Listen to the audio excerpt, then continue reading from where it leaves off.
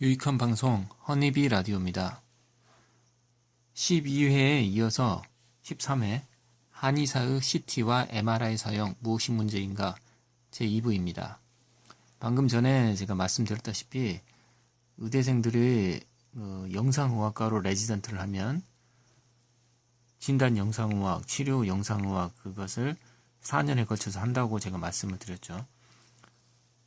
이제 그게 제가 정확히 아는데 4년을 거쳐서 두 가지 다 전공을 같이 하는 것인지 아니면 진단만 4년 또 치료만 4년 이렇게 아예 나누어져서 하는지는 모르겠습니다만 아무튼 분명한 건 해부학적 지식이 굉장히 깊어야 됩니다. 안 그러면 오진이 속출합니다. 사실 우리나라에서 유명하다고 하는 병원도 무슨 질병인 줄 알고 수술을 했습니다. 그 CT나 필름 보고 CT 필름 보고 근데 아닌 경우가 있죠. 그렇기 때문에 이건 굉장히 어려운 분야입니다. 그러면은 의대 나온 사람들 뭐 예를 들어서 우리가 우리 동네 내과 보면 엑스레이 보고 뭐 대충 얘기하고 또 심지어 초음파도 검사해가지고 다 가르쳐 주던데 그 사람들은 뭐 야매입니까? 이러는데 그건 제가 설명해 드리겠습니다. 엑스레이라는 건 단층 촬영이 아닙니다. 그냥 평면 촬영입니다. 그래서 내과 의사들이나 이런 사람들도 그냥 보고 이상이 있는지 없는지는 대충 압니다. 다만 조금 미심쩍다 그러면 판독을 의뢰합니다. 그리고 판독을 의뢰해서 정말 아니다 싶다 그러면은 소견서 써줄 테니 큰 병원 가보세요 이렇게 말하는 겁니다. 그래서 소견서 써주는 겁니다.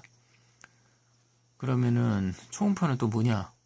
초음파도 그냥 하던데요. 그런데 그건 레지던트 과정을 하는 내과 의사나 뭐 기타 가정의학과나 이런 사람들이 그 영상의학과에 그 선배들이 있습니다. 선배 의사들한테 말을 해가지고 내과 환자 올 때는 나한테 연락 좀 달라고. 그러면 병동에서 레지던트 관하다가 잠깐 짬을 내고 내려갑니다. 그래서 한 15분 정도 그 하는 거 보면서 노트에 적어옵니다. 그래서 개업을 대비하는 겁니다.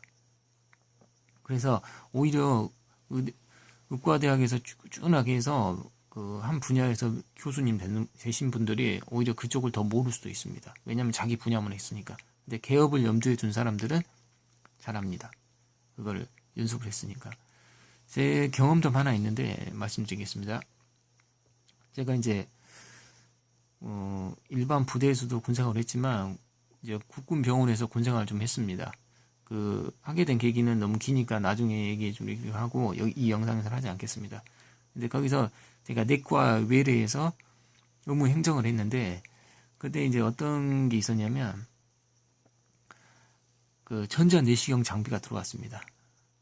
화면에 이렇게 칼라로 뜨는 거예요. 내시경 하면 그전에는 옵틱이라고 해서 그게 없었어요. 그래서 절반 정도 눈을 감고 이렇게 그 보는 거예요. 그 내시경 장비에다 눈을 대고 우리 망원경 보듯이 그렇게 하는 거는데 전자 내시경 장비가 오니까 의사들 좋아하죠. 그러면서 흉부외과 의사 선생이 군의관이 이제 개업을 앞두고 있어서 내과 선생한테 배운 걸 봤어요. 그래서 환자 한 명씩 오면 자기도 한번 해보고 그런 것처럼 개업하려고 하는 흉부외과 의사들도 내시경 배웁니다. 그런 걸 다. 왜냐하면 흉부외과는 사실 대학병원이 아니면 써먹을 때가 마땅치가 않아요. 초음파도 그 같은 내과 군의관끼리도 자기는 레지던트 때 그렇게 선배들한테 못 배운 거예요. 그래서 같이 배우기도 했습니다. 그 방사선과 군의관한테 좀 가르쳐 달라고 해서 내과 환자 오면은 같이 하고 이렇게 해서 배우기도 한 겁니다.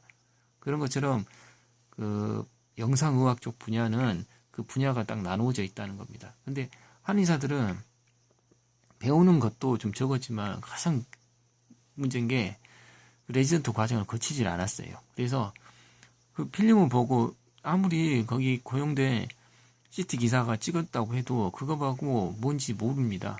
그럼 그 사람들이 무능해서가 아니고 교육 과정이 없기 때문이에요. 그런데 그때 그 문제가 됐던 그 뭡니까?